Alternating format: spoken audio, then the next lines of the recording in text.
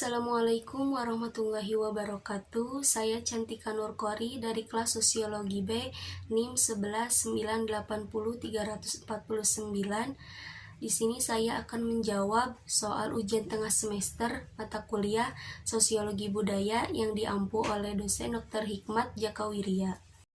Soal pertama yaitu jelaskan pengertian dari sosiologi budaya dan sosiologi budaya. Pertama yaitu sosiologi. Sosiologi adalah ilmu yang membahas tentang aspek kemasyarakatan dan pengaruhnya terhadap manusia. Istilah sosiologi pertama kali digunakan oleh Auguste Comte dan diperluas menjadi disiplin ilmiah oleh Emile Durkheim. Dua, budaya, yaitu seluruh kompleks yang mencakup tentang pengetahuan, sistem kepercayaan, hukum, moral, adat, dan kemampuan lainnya dan sebagai kebiasaan manusia sebagai anggota masyarakat.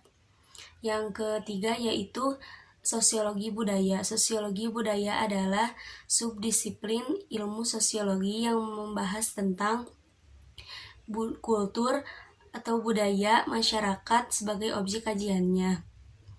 Sosiologi budaya melihat budaya sebagai elemen penting yang mendukung tentang interaksi dan relasi sosial masyarakat. Budaya memiliki berbagai aspek kehidupan sosial baik yang terlihat maupun yang tidak terlihat. Budaya memiliki ekspresi yang membentang seperti artefak dan teknologi sampai sistem keyakinan, pola pikir, dan bahasa. Soal kedua yaitu pendidikan dalam perspektif budaya merupakan transformasi, transmisi, transaksi, dan sosial budaya.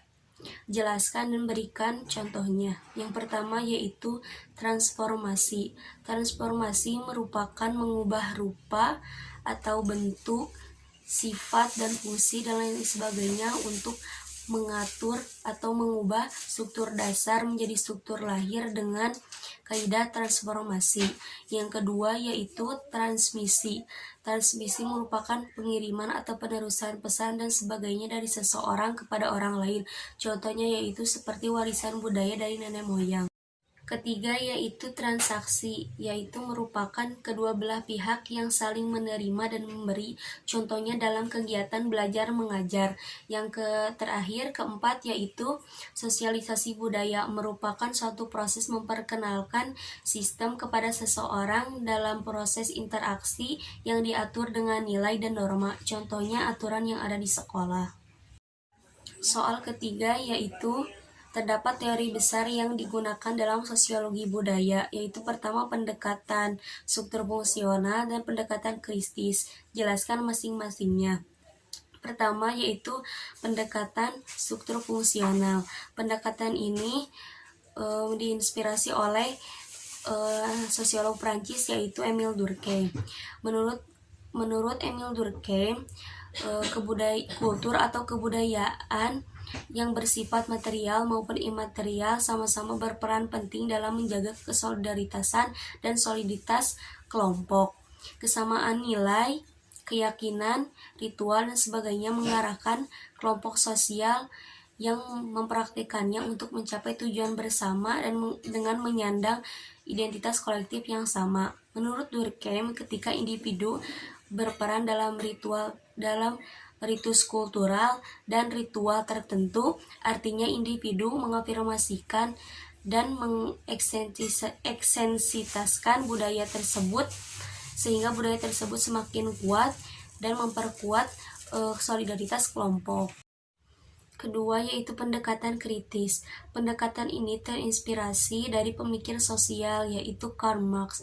Menurut Marx, kultur atau kebudayaan merupakan instrumen atau pihak dominasi berkuasa dari pihak mayoritas didominasi atau pihak yang lemah. Selain itu juga budaya dapat menjadi perlawanan fisik atau ideologis pihak yang didominasi kepada pihak yang mendominasi. Pihak yang mendominasi cenderung disponsori oleh sistem ekonomi kapitalis.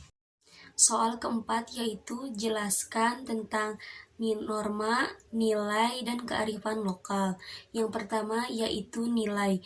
Nilai adalah standar yang digunakan untuk memutuskan apa yang pantas, layak, baik, indah sebagai pedoman kehidupan sosial. Contohnya yaitu nilai-nilai dalam kepentingan bersama seperti sikap tolong-menolong. Yang kedua yaitu norma. Norma adalah aturan yang mengatur kehidupan manusia yang terdiri dari mores atau tata kelakuan dan folkways yaitu tentang kesopanan. Contohnya itu larangan mencuri dan menghormati dan menaati orang tua. Yang terakhir yaitu kearifan lokal, yaitu identitas atau kepribadian suatu bangsa yang menyebabkan bangsa tersebut menerima dan mengelola budaya dari luar atau bangsa lain sebagai watak dan menjadi kemampuan tersendiri. Contohnya yaitu hutan larangan adat di Riau. Kearifan lokal ini hanya khusus untuk di daerah Riau. Soal kelima yaitu jelaskan efek media bagi individu dan masyarakat yang positif dan negatif. Yang pertama yaitu efek media bagi individu yang bersifat positif, yaitu individu merasa senang, merasa lebih percaya diri, merasa terbuka terhadap perubahan. Individu lebih senang karena berinovasi terhadap penemuan-penemuan mereka. Individu merasa termotivasi untuk menciptakan sesuatu yang lebih baru agar tidak ketinggalan zaman. Individu lebih kreatif untuk mendapatkan ciptaan-ciptaannya agar menambahkan kinerja manusia, dan individu lebih aktif dan mendapatkan jaringan yang luas. Kemudian efek negatifnya yaitu individu menjadi tertutup dan kurang pergaulan, individu lebih ketergantungan, individu tidak percaya diri, dan individu kurangnya terhadap individu cepat merasa bosan. Yang kedua yaitu efek media bagi masyarakat.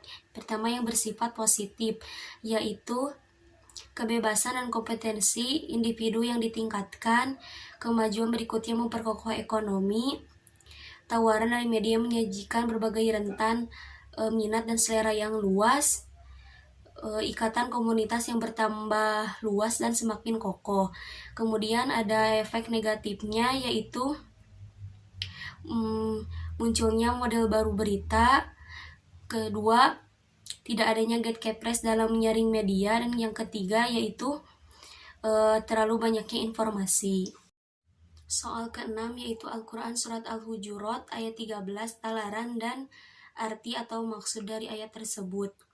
Jadi ayat tersebut salah satu yang menjelaskan tentang sosiologi budaya. Bismillahirrahmanirrahim. Ya ayyuhan nasu khalaqnakum min dzakari wa untha wa ja'alnakum syu'uban wa qabaila lita'arafu inna akramakum indallahi atqakum innallaha alimun khabir.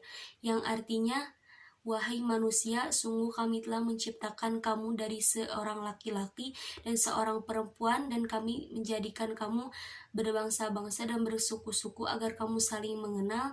Sungguh di antara kamu yang paling mulia di sisi Allah, yang paling mulia ialah orang yang bertakwa. Sungguh Allah Maha mengetahui, Maha teliti. Sekian yang dapat saya sampaikan. Mohon maaf bila ada kesalahan. Wassalamualaikum warahmatullahi wabarakatuh.